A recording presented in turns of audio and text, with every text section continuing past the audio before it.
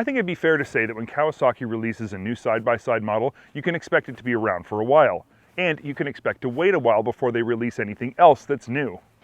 And with that said, when Kawasaki releases a new model, they often show an above-average level of understanding of what consumers in the side-by-side industry are looking for. The new for 2024 Ridge and Ridge XR are excellent examples of this. Kawasaki's lineup of side-by-sides is fairly limited while still managing to cover all the important bases. You've got the Mule for utility, the Trax for more sport-oriented utility, and the KRX when it's time to focus only on having fun. The Ridge sits somewhere between the Mule and the Trax in terms of being a sport utility crossover side-by-side. To put it in perspective, its main competition to me would be a Polaris General, Can-Am Commander, or Yamaha's R-Max, though the Ridge does include a few interesting features these other ones don't.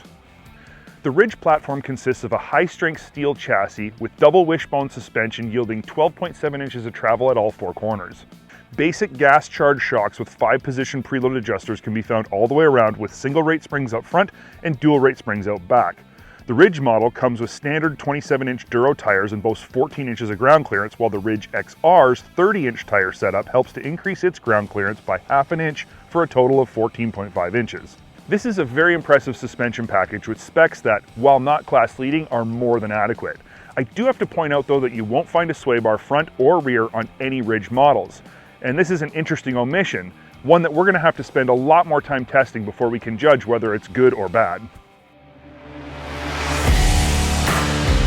While there are certainly a number of interesting features found in the Ridge lineup, one of the most interesting is its engine. Kawasaki has a twin-cylinder engine that makes over 100 horsepower and is likely capable of more found in the Trax and current KRX models.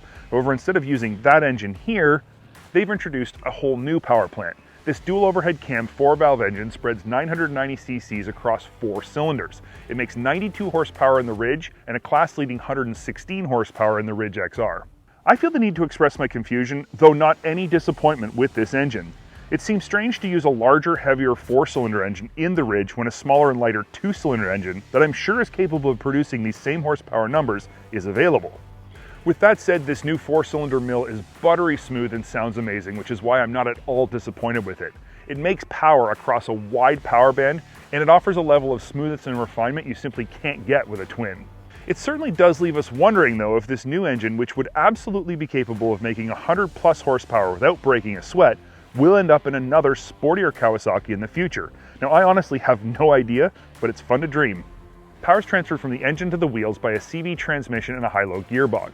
There's also a 2x4, 4x4 shiftable transmission. Ridge models get rear diff lock and Ridge XR models get front and rear diff lock.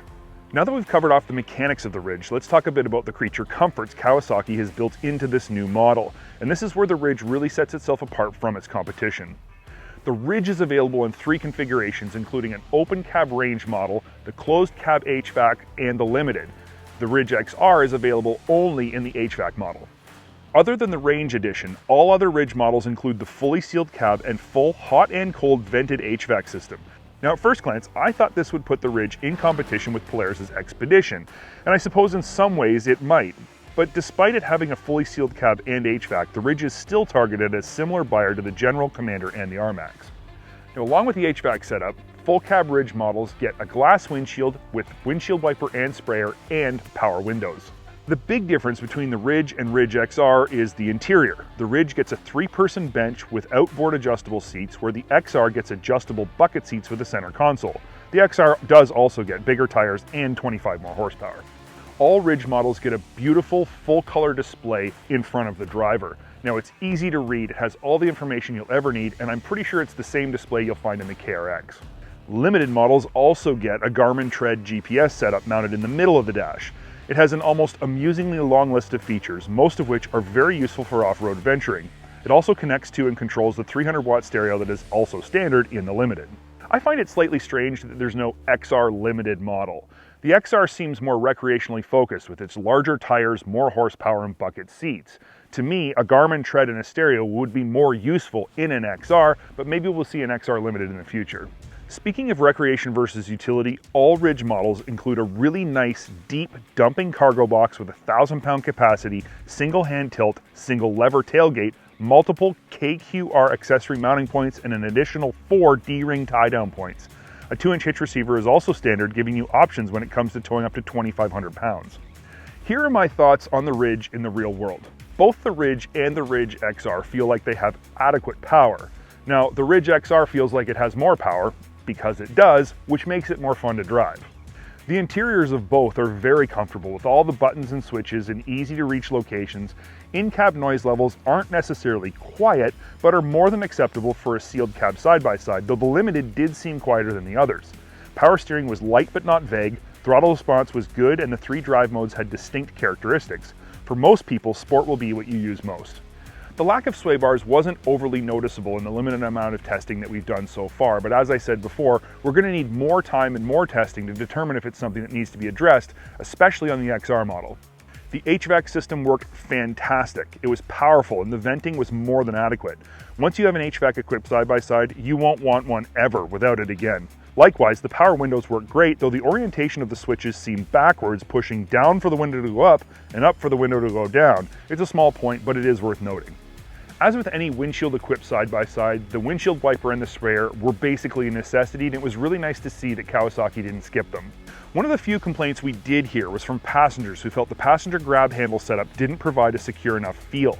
I feel this about all side-by-sides that don't include a front-mounted passenger grab handle. It's just something to consider. The Ridge and Ridge XR models both provided a very comfortable and compliant ride. Now, the riding we did on our initial testing couldn't be described as extreme in any way, so I can only comment on-trail ride characteristics, but our first impressions are that the ride is very good. The Ridge is priced considerably higher than its competition, but I'll leave it up to you to decide if the full cab, HVAC system, and power windows are worth that extra cost. Now, if I had the money, I'd be happy to have those features. The big question I'm sure we're all asking now, though, is how does the Ridge stack up against its competition? Our early impressions are that when you consider it has features the other ones don't, important ones, it stacks up really well against its competition in the sport utility side-by-side category.